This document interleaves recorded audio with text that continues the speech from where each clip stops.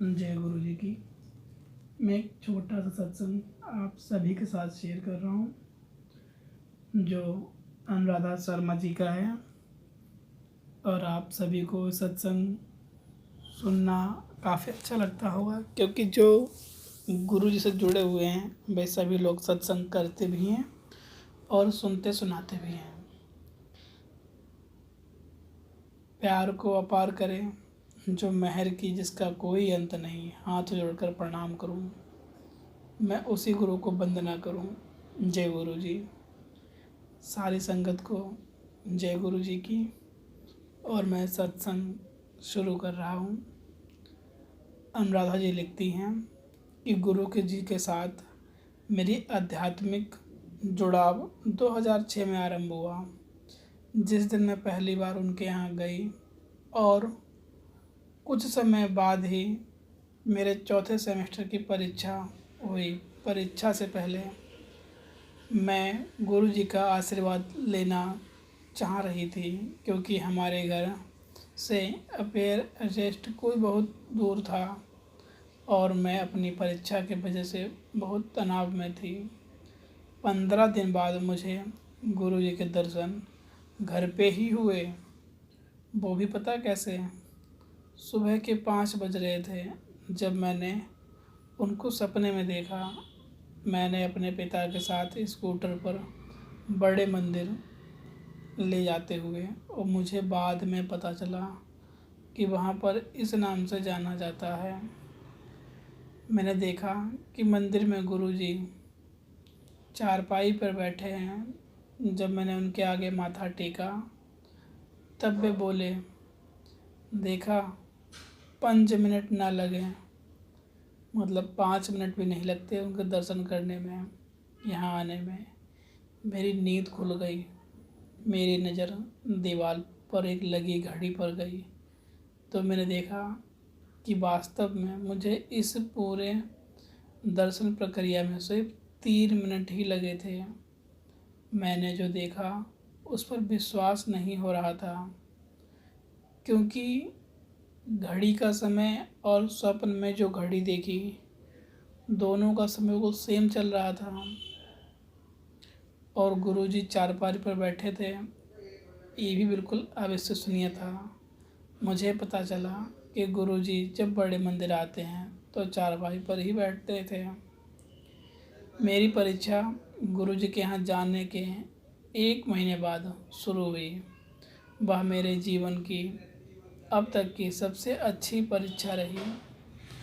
मैंने सारे प्रश्नों के उत्तर दिए, और उनमें से बहुत से तो ऐसे थे जो मैंने परीक्षा से ठीक पहले पढ़े थे।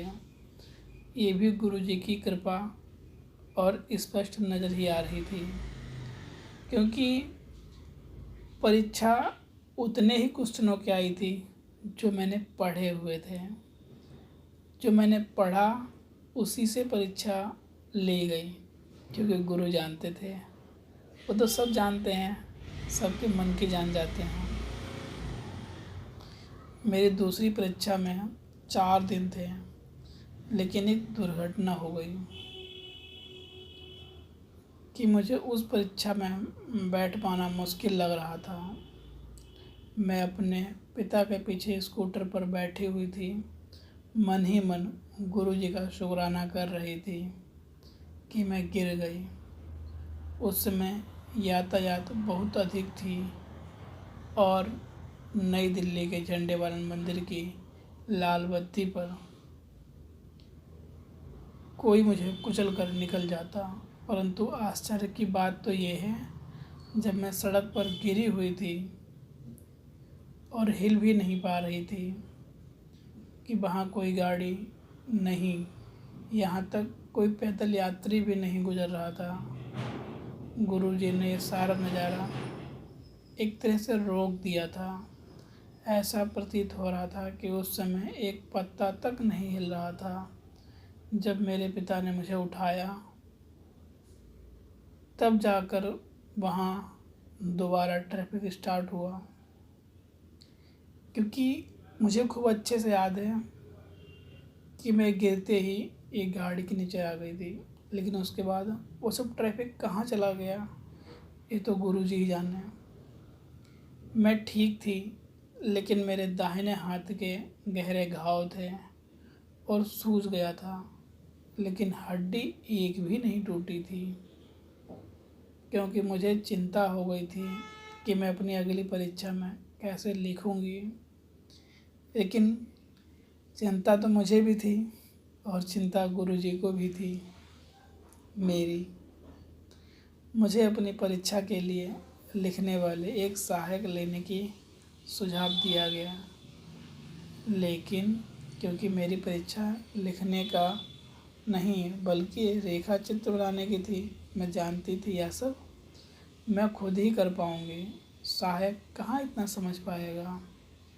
इसी बीच एक ऐसा अनुभव हुआ, मुझे एहसास हुआ कि गुरुजी मेरे साथ थे और मुझे निश्चिंत करने की आवश्यकता उन्हें लगी और उन्होंने मुझसे कहा, तुम चिंता ना करो, मैं हूँ ना। हमारी कॉलोनी के साथ ही एक फौजी जो प्रतीक्षा केंद्र था, जहाँ सेना बैंड का अभ्यास करता था, उनके बैंड के शोर की वजह से मैं पढ़ाई भी नहीं कर पाती थी, क्योंकि पढ़ाई करने में एकदम ध्यान सटीक होना चाहिए। और उनके धुन से मैं तंग आकर मैंने गुरुजी से शिकायत की कि अभी मैंने मन में उनसे शिकायत की ही थी कि बैंड की आवाज़ आनी बंद हो गई और अगले 10 दिन तक बैंड की आवाज़ नहीं आई। अब पार्ट सेकंड में आप जानोगे कि परीक्षा में पास गुरुजी करा पाएंगे या नहीं। यह जो हाथ फ्रैक्चर है उसकी दिक्कत गुरुजी दूर कर पाएंगे कि नहीं, ये मैं पार्ट सेकंड में आपको बताऊंगा। जय गुरुजी की।